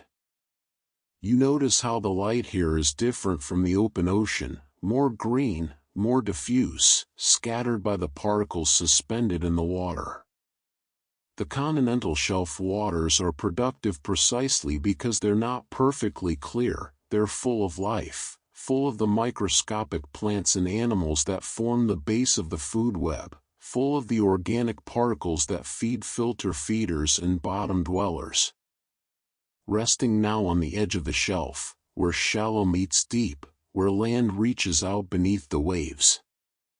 The ocean is preparing to release you, but gently, gradually. First to the shallows, then to the shore, all in gentle time. The tide has pulled back now, and you find yourself in a tidal pool, a small pocket of ocean left behind on the rocky shore, a temporary world caught between land and sea. This pool is no bigger than a bathtub, and yet it contains multitudes. The water is calm here, warmed by the sun, reflecting the sky like a perfect mirror when the surface is still. Sea anemones cling to the rocks, their tentacles waving gently in the slight current created by your presence. They look like flowers, these animals, their petals actually stinging tentacles waiting to catch tiny prey. Touch one gently, they're soft as velvet, and they'll retract slowly, pulling themselves into tight bundles until they sense it's safe to bloom again. Some anemones in these tidal pools can live for over 70 years, experiencing tens of thousands of tides, each one exposing them to air, then covering them with water again in the eternal rhythm of the moon's pull. A hermit crab scuttles across the bottom of the pool, its borrowed shell, once home to a snail, now providing shelter for this softer creature. When it outgrows this shell, it will search for a larger one, trying different shells like trying on clothes until it finds the perfect fit. Sometimes hermit crabs line up by size, each waiting to move into the shell vacated by the next larger crab, creating a cascade of moves, a housing chain that benefits everyone involved. Even crabs understand the value of patience, of waiting for the right moment. Periwinkle snails cluster in the damp crevices above the waterline, waiting for the tide to return. They can survive for weeks out of water, sealed in their shells, their bodies producing a protective mucus that keeps them from drying out. They're masters of patience, these snails, existing in a state between active life and dormancy, conserving energy, waiting for the ocean to return as it always does, as it always has. A small sculpin rests on the bottom, so perfectly camouflaged that you almost mistake it for a rock. These fish can change their color to match their surroundings, and they rarely swim, preferring to walk along the bottom using their pectoral fins like hands. In the tidal pool, they wait out the low tide, knowing that in a few hours the ocean will return, the pool will reconnect to the greater sea, and they'll have more space to roam once again. Strands of kelp lie in the pool, still alive, still photosynthesizing in the shallow water. Their holdfasts are attached to rocks that will be underwater again soon. Nothing here panics about the retreating tide, everything has adapted to this rhythm, this alternation between immersion and exposure, wet and merely damp, ocean and almost land. You notice how warm the water is compared to the open ocean, heated by the sun in this shallow basin. On a hot day, tidal pools can become uncomfortably warm for their inhabitants, and yet they endure, they survive. They've evolved to tolerate temperature swings that would stress creatures from deeper, more stable environments. Resilience is built through exposure to change, through experiencing extremes and learning to flex with them. The pool reflects the sky now, clouds drifting across its surface, a whole sky contained in a pool no deeper than your hand. The ocean can be vast, or it can be small, and in both forms it is complete, perfect, entire. Rest here in this small ocean, this pocket of peace, waiting with the anemones and snails for the tide to return. Knowing it will return, as it always does, as it always will. The ocean never truly leaves, it only steps back, briefly, before embracing the shore once more. The tide is turning now, you can feel it in the subtle shift of the water, the gentle stirring in the tidal pool. The ocean is reaching back toward the shore, reclaiming what it temporarily released. And you're being lifted now, carried on the rising water, back toward the embrace of the open sea. As you float on the returning tide, notice the waves approaching the shore. Each wave you see began its journey somewhere far away, perhaps in a storm off the coast of Alaska, perhaps in the steady trade winds of the tropics. Waves can travel thousands of miles across the ocean, carrying energy but not water. The water itself mostly stays in place, rising and falling as the wave passes through it, like a field of wheat rippling in the wind. Each wave is a message from distant weather, a pulse of energy that has traveled across time and space to arrive here, now, at this particular shore. The waves organize themselves as they approach the beach, their behavior changing as they feel the ocean floor rising beneath them. In deep water, they move independently, chaotically, but as they enter shallow water, they begin to line up, to march toward shore in orderly sets. The ocean floor is slowing their bottom portions while their tops continue at the same speed, causing them to steepen, to curl, and eventually to break in white foam that hisses and sighs across the sand. Watch how a wave breaks, the way it gathers itself, rising higher and higher, becoming almost translucent at its crest where the sun shines through the thin curtain of water. For a moment, just a moment, it holds its shape, curved and perfect, before releasing itself in a cascade of white water and sound. Scientists have studied waves for centuries and still find new patterns, new behaviors, new mathematical beauty in these simple movements of water and energy. Some waves travel faster than others.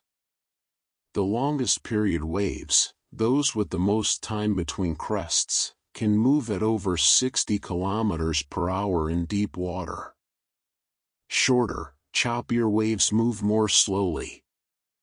When waves from different storms meet, they interact in complex ways, sometimes adding together to create exceptionally large waves, sometimes canceling each other out to create patches of unusually calm water. The ocean's surface is a constantly shifting equation, a living mathematics of intersecting energies. You ride a gentle swell now, feeling it lift you slowly, then lower you just as slowly as it passes beneath you. This is the ocean's breath made visible, rising and falling,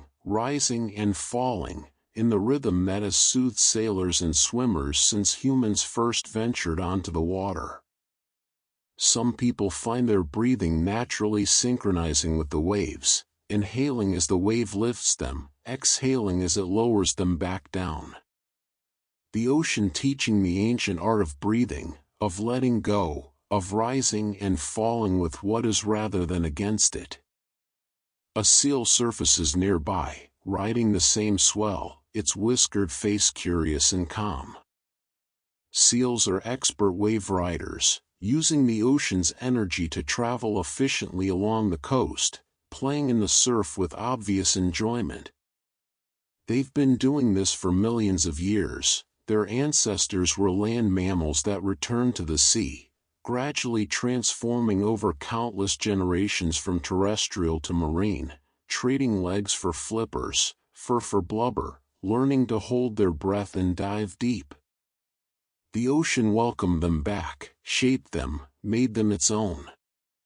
Rising and falling, carried by waves that began their journey before you began yours.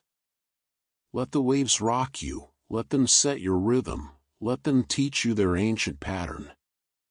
Up and down, in and out, the eternal breathing of the sea. Night has fallen now, and you find yourself in a sheltered bay where something magical is happening.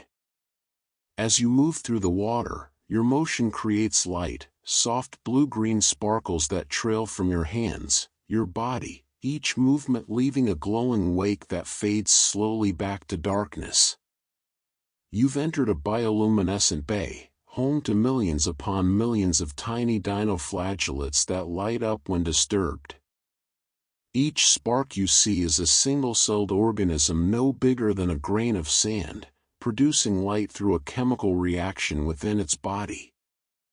These dinoflagellates, their scientific name is often Pyridinium bahamense, meaning whirling fire of the Bahamas, create light as a defense mechanism. Their flash is meant to startle predators or attract the predators of their predators. But tonight, there are no predators, only you, and the light they create feels less like defense and more like celebration, like the ocean itself is dancing with visible joy. The bay holds perhaps 750,000 dinoflagellates in every gallon of water.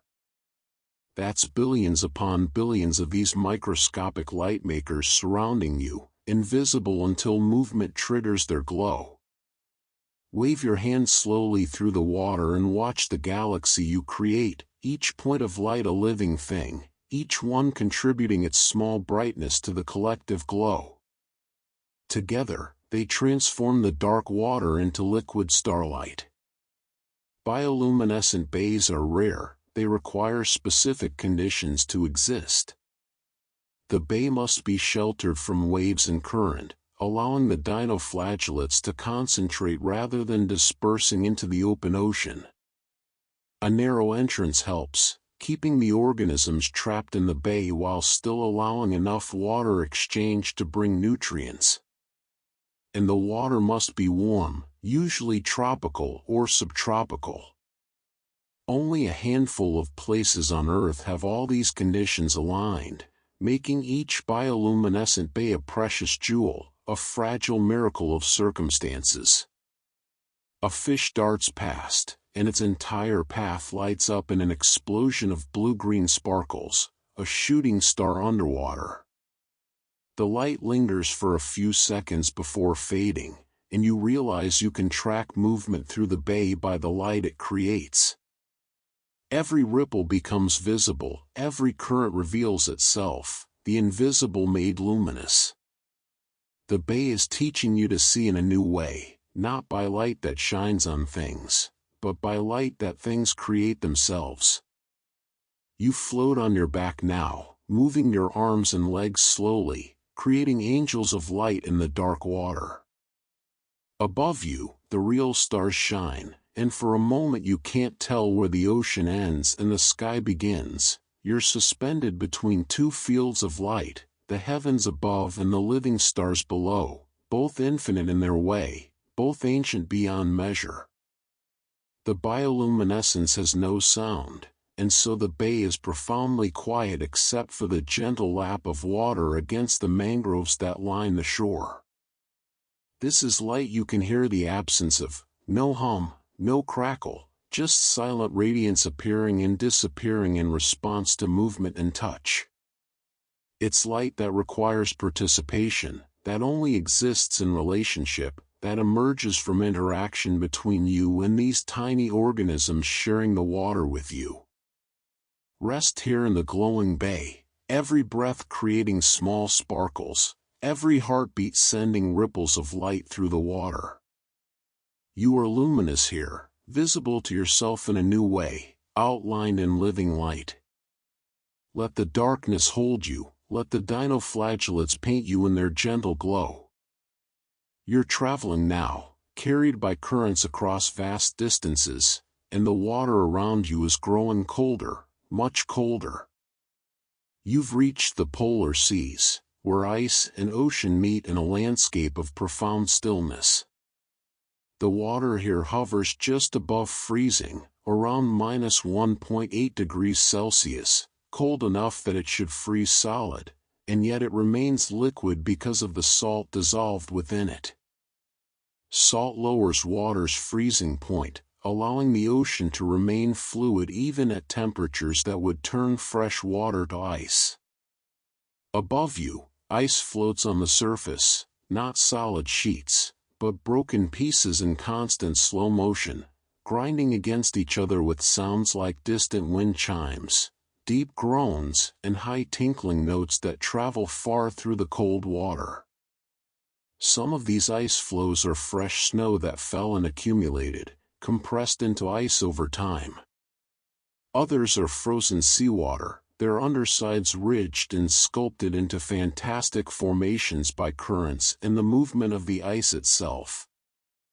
Beneath the ice, in the dim blue light that filters through, algae grows, ice algae, clinging to the underside of the frozen surface, photosynthesizing with whatever light penetrates from above.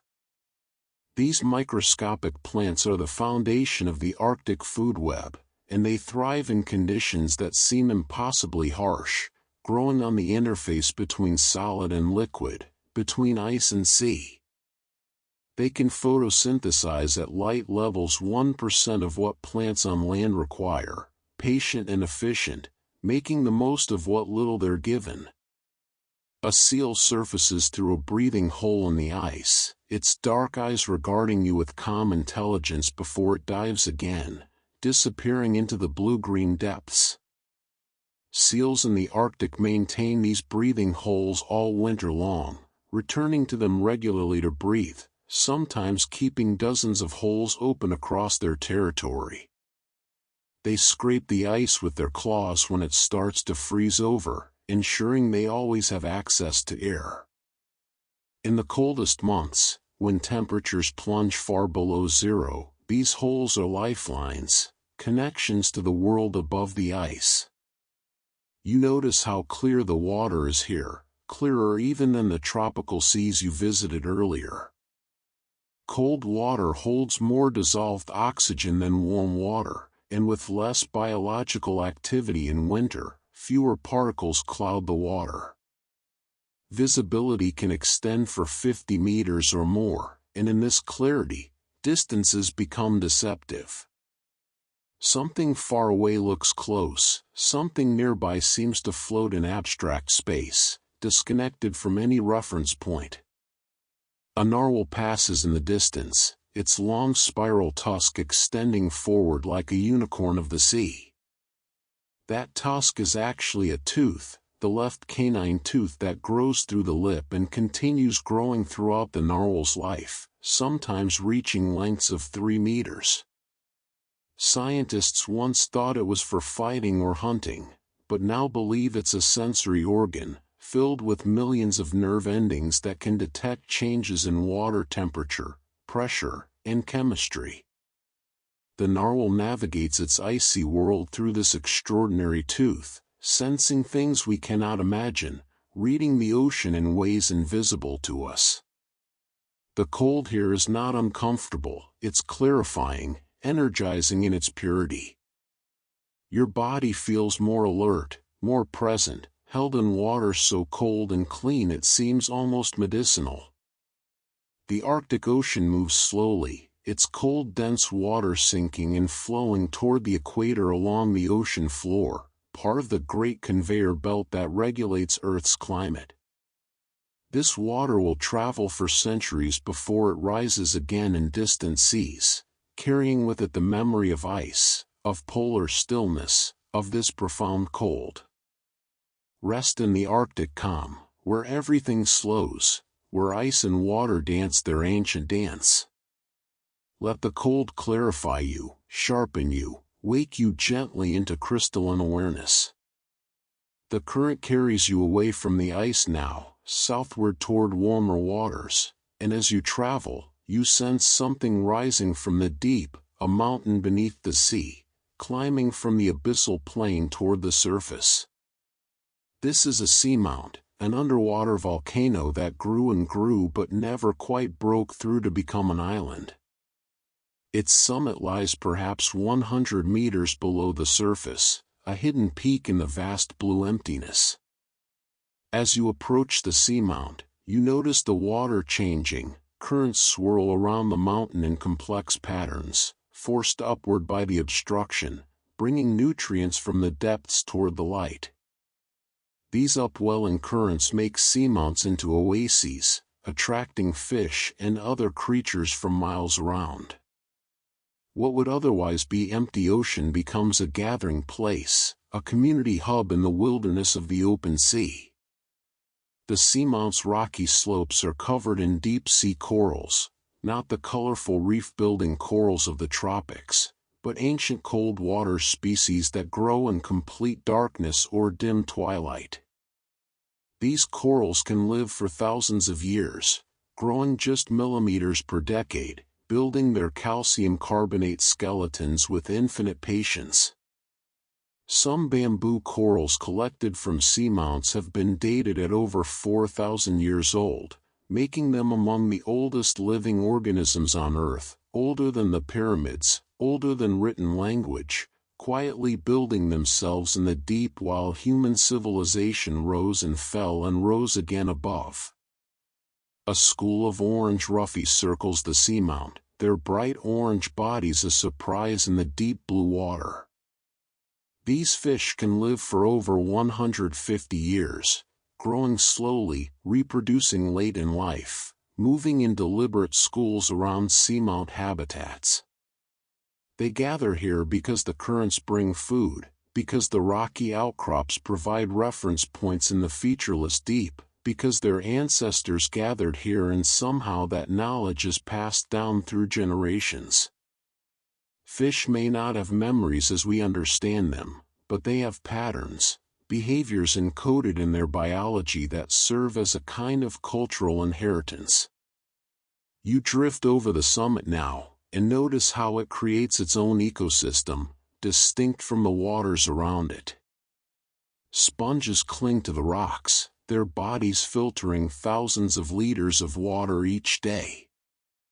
Basket stars spread their branching arms wide, looking like underwater trees made of stars, catching particles from the current. Everything here is anchored, rooted to the rock, because in the open ocean, attachment points are precious, rare, worth claiming and holding onto. The seamount rises from a seafloor 4,000 meters deep, and standing on its summit, you're still 100 meters underwater, and yet this qualifies as a mountain peak, a summit conquered simply by the volcano's patient accumulation of lava flow after lava flow over millions of years. Most seamounts are extinct volcanoes, long dormant, their fires gone cold, leaving only the stone monument to ancient heat and pressure. Scientists estimate there are over 100,000 seamounts in the world's oceans, possibly many more. Most have never been explored, never been seen by human eyes, never been mapped in detail.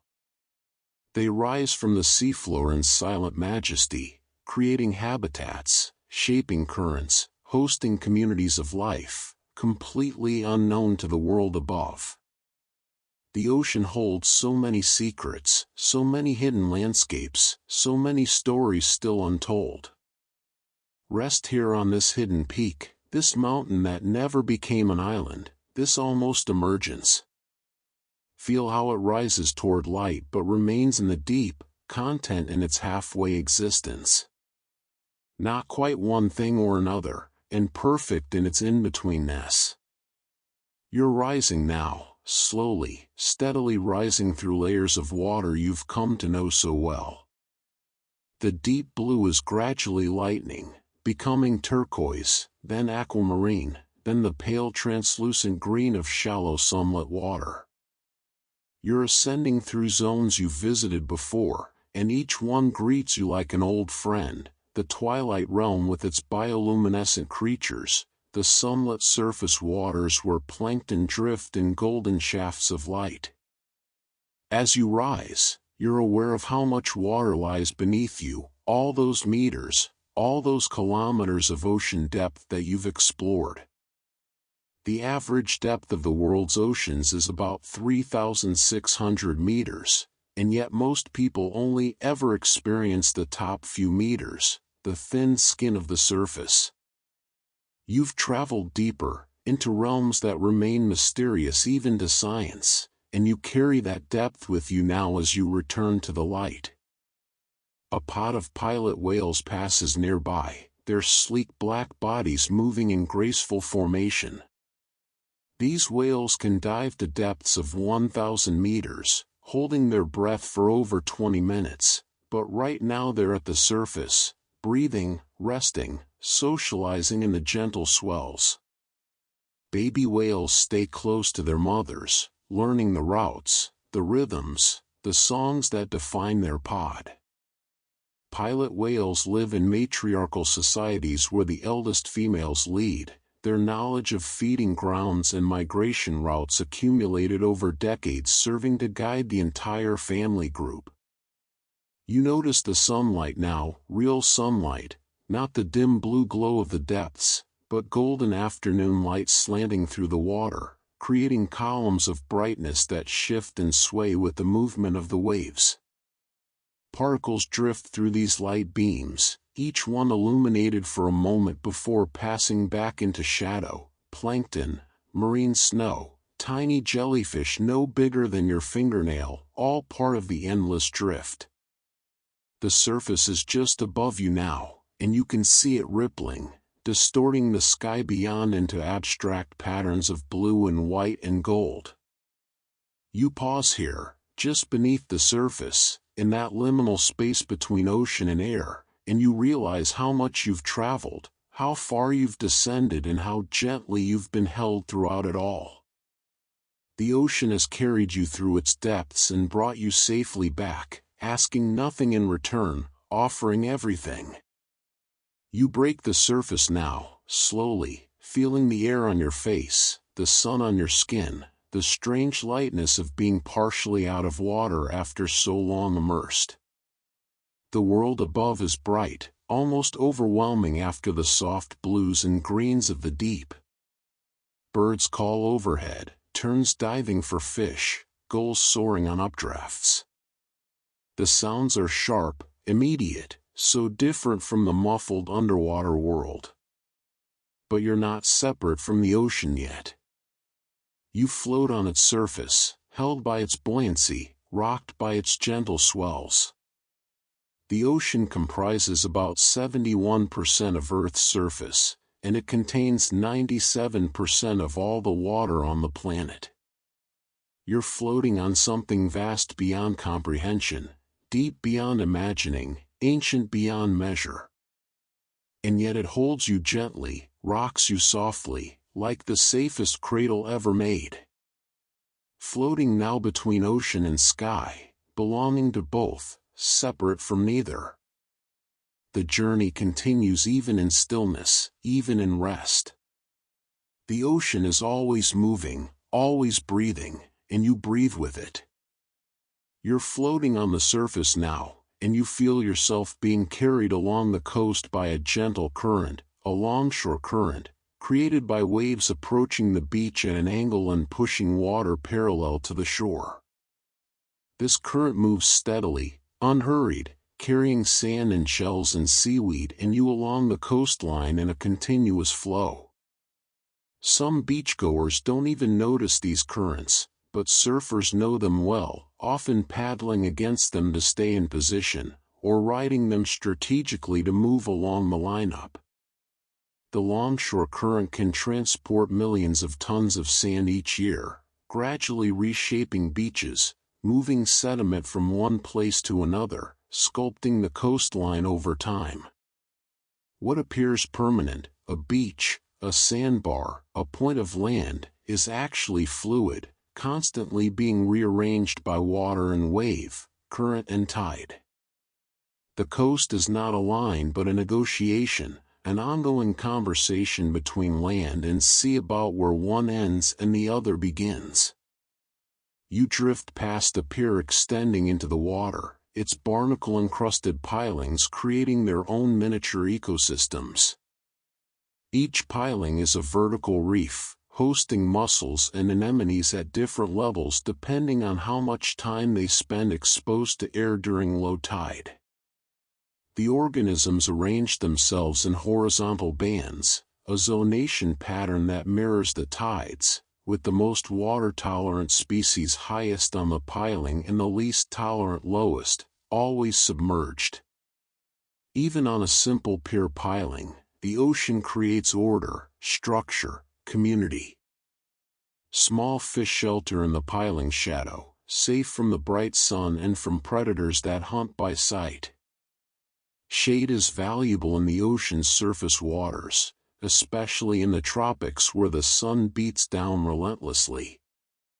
Any floating object, a log, a patch of sargassum seaweed, even a piece of trash, becomes a gathering point for fish seeking shelter. This is why fish aggregate around buoys and floating debris, creating small oases of life around human-made objects never intended as habitat. The current carries you past a surf break where waves are peeling perfectly along a point of land. Each wave rises, breaks, and reforms in a smooth progression down the point, creating that moving wall of water that surfers dream about. The shape of the seafloor here, a particular combination of rock shelf and sandbar, creates ideal wave conditions, turning ordinary ocean swell into surfable perfection. Indigenous peoples knew these breaks for centuries before surfing became a global phenomenon, riding waves on wooden boards in Hawaii, Polynesia, and Peru, understanding wave dynamics through observation and experience long before science could explain them. You notice how the water temperature shifts as you drift, patches of warmer water, then cooler, then warm again. These temperature variations are caused by upwelling, river outflow, underwater springs, and simply by differential heating from the sun. Marine animals are keenly aware of these temperature boundaries, often congregating where warm and cool water meet, where different water masses bring together different food sources, different nutrients, different opportunities. A brown pelican glides just above the water's surface, riding the cushion of air compressed between its wings and the waves, a technique called ground effect that allows it to fly with minimal effort. Pelicans can fly this way for miles, barely flapping, conserving energy, their wing tips sometimes touching the water's surface. When they spot fish, they fold their wings and plunge headfirst into the water, their expandable throat pouch scooping up fish and water together before draining the water out and swallowing their catch. Drifting along the coast, carried by currents you don't control and don't need to. The shore passes slowly by, familiar yet ever-changing, never the same beach twice. Let the current take you, trust its direction, it has been flowing this way for longer than memory. You're approaching a place where the ocean changes character, where the salt water you've been floating in meets something different. A river mouth opens before you, and fresh water pours out to meet the sea, creating a zone of mixing, a place between two worlds. The fresh water, being less dense than salt water, spreads across the surface in a visible layer, slightly cloudy with sediment carried from far inland. This meeting place, called an estuary, is one of the most productive ecosystems on Earth. The river brings nutrients washed from the land, while the ocean brings its own rich chemistry, and where they mix, life flourishes. Estuaries produce more plant material per acre than the richest farmland, supporting dense populations of fish, birds, and invertebrates. Nearly 75% of commercial fish species spend at least part of their lives in estuaries, using them as nurseries, feeding grounds, or migration corridors. You can taste the difference now. The water is less salty, almost brackish, and it changes with each tide. At high tide, salt water pushes farther up the river, and at low tide, fresh water dominates farther out to sea. The salinity here is never constant, always shifting, and the creatures that live in estuaries must be able to tolerate this variability. Species like killifish and blue crabs have evolved remarkable abilities to regulate the salt content in their bodies, surviving in water that ranges from nearly fresh to nearly full ocean salinity. Oyster beds line the estuary floor, each oyster filtering up to 50 gallons of water per day, removing particles, clarifying the water, playing the role of living water purification systems. A healthy oyster reef can filter the entire volume of an estuary every few days, maintaining water quality, providing habitat for countless small creatures that live among the oyster shells, and building structure where there was only mud. Oysters have been called ecosystem engineers, and here in the estuary, you can see why. They transform their environment through the simple act of existing, of feeding, of growing shell upon shell into massive reefs. The estuary is a nursery for baby fish. You can see them in the shallows, tiny silversides no longer than your thumb, translucent and delicate, seeking shelter among the marsh grasses that line the shore. These grasses, cordgrass, spartina, grow with their roots in mud that's underwater at high tide and exposed at low tide, tolerating conditions that would kill most plants. Their leaves and stems, when they die and decompose, become detritus that feeds the entire estuarine food web, providing more nutrition to the ecosystem dead than alive. A great blue heron stands motionless in the shallows, its eyes fixed on the water, waiting with infinite patience for a fish to swim within striking distance. Herons can stand like this for hours if necessary, barely breathing, conserving energy, knowing that patience is rewarded more often than haste.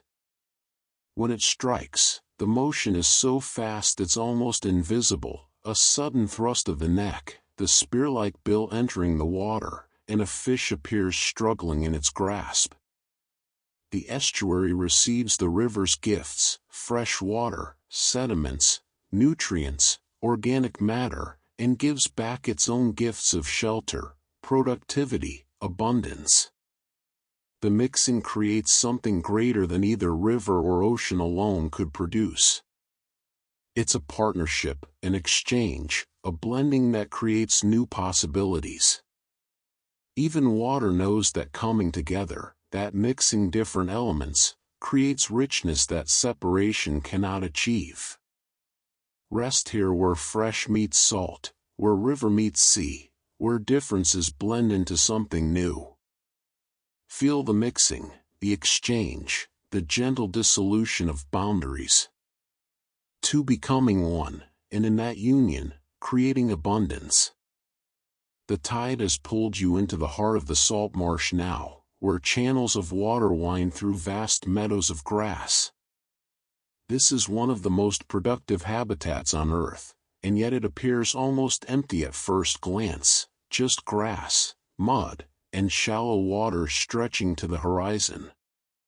But look closer, listen closer, and the marsh reveals itself as teeming with life, both visible and hidden. The marsh grasses here can produce up to 10 tons of organic matter per acre each year, more than most agricultural crops, and they do it without fertilizer, without cultivation, without any human intervention at all. These grasses have adapted to live with their roots in oxygen-poor mud, developing special air channels in their stems that carry oxygen down to the roots, allowing them to breathe even when buried in thick anaerobic sediment. They've solved a problem that would kill most plants, and in solving it, they've created habitat for thousands of other species. The mud beneath the grass is alive with fiddler crabs, each male waving its one oversized claw in a rhythmic gesture, signaling to females and warning away rival males. At low tide, the marsh surface becomes a dance floor of thousands of these tiny crabs, each one emerging from its burrow to feed, to court, to defend its small territory. When danger approaches, a heron's shadow, your footstep, they vanish instantly, pouring back into their burrows like water down a drain, the marsh appearing lifeless once again in seconds. The marsh acts as a buffer between land and sea, absorbing storm surge, filtering pollutants, trapping sediment. During hurricanes, salt marshes can reduce wave energy by up to 90%, protecting inland areas from flooding and erosion. Communities that have preserved their salt marshes suffer less damage during storms than those that have filled them in or developed them. The marsh gives this protection freely, asking nothing in return, simply by existing, by being grass and mud and water arranged in this particular way. You float through a tidal creek now, the water beneath you perhaps only a meter deep, flowing steadily toward the ocean as the tide ebbs. These creeks are highways for fish, young flounder, juvenile striped bass, silversides and shimmering schools, all using the creeks to move between the marsh and the open water beyond. The creeks also serve as feeding grounds for wading birds and as corridors for nutrients flowing from the marsh to the sea. Ribbed mussels cluster along the creek banks, attached to the marsh grass stems, filtering water and stabilizing the soil with their shells and byssal threads. These mussels can survive out of water for hours during low tide, sealing themselves inside their shells, waiting patiently for the water to return. Some can live for over 10 years in the marsh, filtering billions of gallons of water over their lifetime, each one a small but steady contributor to the marsh's health. The salt marsh smells like life itself, a rich, organic smell of decomposition and growth happening simultaneously, of mud and grass and sun-warmed water all mixing together. Some people find it unpleasant, but it's the smell of productivity, of nutrients cycling, of dead matter becoming food for new life. The marsh is a great recycler, wasting nothing, transforming everything, maintaining the endless exchange between what was and what will be. As the tide continues to fall, more of the marsh is revealed, the grass stems rising from mud that glistens and shifts, the small pools left behind becoming temporary homes for stranded fish and shrimp waiting for the water's return. Nothing panics. Everything waits. The marsh has taught its inhabitants that the tide always returns, that what recedes will advance again, that patience is simply another word for trust in natural rhythms. Floating through the marsh channels, following the water as it finds its way to the sea. The grass bends in the breeze, the mud holds memory, the creek knows its path. Rest in this productivity, this quiet abundance, this patient creating of life from earth and water. You've drifted back to the open water now, floating peacefully on the gentle swells, and you close your eyes to simply listen, to hear the ocean's voice. The sound is not singular but layered, waves breaking in the distance, water lapping against itself, the occasional cry of a seabird overhead. But beneath these obvious sounds, the ocean holds a symphony of quieter noises, a soundscape as rich as any forest or meadow. Beneath the surface, the ocean is full of sound. Snapping shrimp create a constant crackling noise, tiny pistol shrimp closing their claws so rapidly they create cavitation bubbles that implode with sharp pops. In some tropical waters, the collective snapping of millions of these tiny shrimp creates a background noise so loud it can interfere with sonar, a sound like bacon frying, like rainfall on leaves, constant and pervasive. These shrimp are perhaps the loudest creatures for their size on Earth, their snaps reaching over 200 decibels, loud enough to stun small fish. Whales sing in frequencies both above and below human hearing. The blue whale produces sounds as low as 14 Hz, below the threshold of human hearing, rumbles that can travel across entire ocean basins, allowing whales to communicate over distances of thousands of kilometers. Humpback whales create complex songs that can last for hours, patterns that change gradually over time, pass through populations like cultural artifacts, like music evolving within a tradition. Male humpbacks sing these songs during breeding season, and whales across an entire ocean basin will gradually adopt changes to the song, creating something like a slow, oceanic hit parade. The ocean itself makes sound, the movement of water creates noise, from the gentle sloshing of calm seas to the roar of storm waves. Ice cracking in polar regions creates booms and groans that travel for hundreds of miles. Underwater avalanches on continental slopes generate low-frequency rumbles. The Earth's crust, shifting and settling, produces sounds that resonate through the water. Even earthquakes on land send sound waves through the ocean, detected by whales and dolphins long before any seismometer on shore registers them. Fish communicate with sound more than most people realize. Groupers produce low booming sounds by vibrating their swim bladders. Toadfish hum and whistle to attract mates. Drums and croakers got their names from the sounds they make. Some coral reef fish are so vocal that early underwater explorers compared the noise to a busy highway, grunts, clicks, pops, and chirps overlapping in a chaotic but somehow musical conversation. Dolphins and porpoises use sound not just for communication but for navigation and hunting.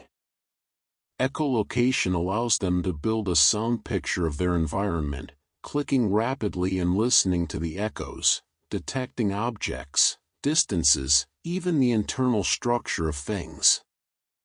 A dolphin can distinguish between different types of fish by sound alone, can tell a hollow metal sphere from a solid one, can locate a single fish in murky water where vision is useless.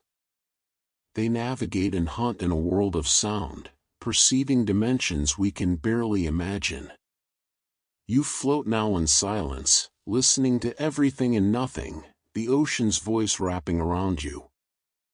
Sound travels through water, through you, making no distinction between listener and medium. The ocean speaks in frequencies you feel more than hear, in rhythms older than language. Listen, and rest, let the ocean song become your lullaby. You're floating peacefully now, eyes closed, feeling the gentle rise and fall of the swells beneath you, and you realize that your journey has brought you full circle. You've descended to the deepest trenches and risen back to the sun-warmed surface. You've traveled through twilight zones and bioluminescent bays, past coral gardens and kelp forests, through Arctic waters and tropical lagoons. And now you simply float, held by the same water that has held everything, everywhere, since the oceans first formed over 4 billion years ago. The water cradling you now has been part of countless cycles. It has fallen as rain on ancient forests, flowed through rivers that no longer exist, frozen in glaciers that have long since melted, risen as vapor from tropical seas and condensed as fog over cold northern waters. Some of the water molecules touching your skin right now may have been drunk by dinosaurs, may have filled the lungs of the first fish to crawl onto land, may have been part of the tears and laughter and sustenance of every living thing that has ever existed. Water is recycled endlessly, never destroyed, only transformed and moved and transformed again. The ocean covers 71% of our planet's surface, contains 97% of Earth's water, and yet we've explored less than 5% of its depths. There are mountain ranges we've never seen, valleys we've never mapped, species we've never encountered. The ocean holds mysteries still, secrets waiting in the deep, stories yet to be discovered. And it holds them patiently, without any need to reveal them, content to wait for the day when we're ready to listen, to look, to understand. Every wave that lifts you now has traveled from somewhere else, perhaps from a storm off Antarctica, perhaps from gentle trade winds in the Pacific, perhaps from a disturbance you could never trace or name. The wave carries energy across vast distances without carrying the water itself very far at all. It's a pulse, a rhythm, a message sent through the medium of the sea, arriving here, now, to gently rock you in its passing. The tides continue their eternal rhythm, high tide, low tide, twice each day in most places, following the moon's pull with absolute reliability. This rhythm has continued for billions of years and will continue for billions more, long after humanity is gone, long after everything we've built has crumbled back to sand and been reclaimed by the sea. The ocean is patient beyond measure, eternal beyond comprehension, indifferent to our timescales while still offering itself to us with perfect generosity. As you float here, you become aware of how completely the ocean has held you throughout this entire journey, through the deepest darks and the brightest shallows, through cold and warmth, through pressure and lightness. It has asked nothing of you, required nothing from you, simply supported you, carried you, embraced you with its liquid presence. This is what the ocean does. It holds everything within it with equal care, equal patience, equal grace. The sun is low on the horizon now, painting the sky in shades of orange and pink and gold, and the ocean reflects these colors back, becoming a mirror of fire and light.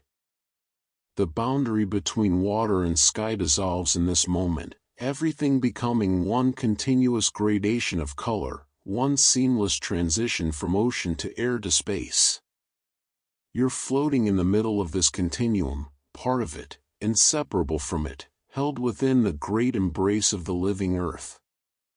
And as the sun touches the horizon, as the first stars begin to appear in the deepening sky, you understand something fundamental, that the ocean has always been here, that it will always be here, that its patient rhythms continue whether we notice them or not. The waves will rise and fall, the tides will ebb and flow, the currents will circulate, the deep will remain deep, and the surface will dance with light. The ocean simply is, and in that being, it offers us everything we need: peace, perspective, mystery, beauty, and the endless comfort of knowing that some things are larger than ourselves, older than our worries, deeper than our fears. Rest now, floating on the eternal ocean, held by water that has held everything. Let the waves rock you, let the rhythm slow your breathing, let the vastness remind you of your small and perfect place within it. The ocean asks nothing, and gives everything, and continues, forever. Sleep now, in the gentle deep, in the patient arms of the sea. The journey is complete, and yet it never ends, for the ocean is always here, always waiting, always welcoming you home.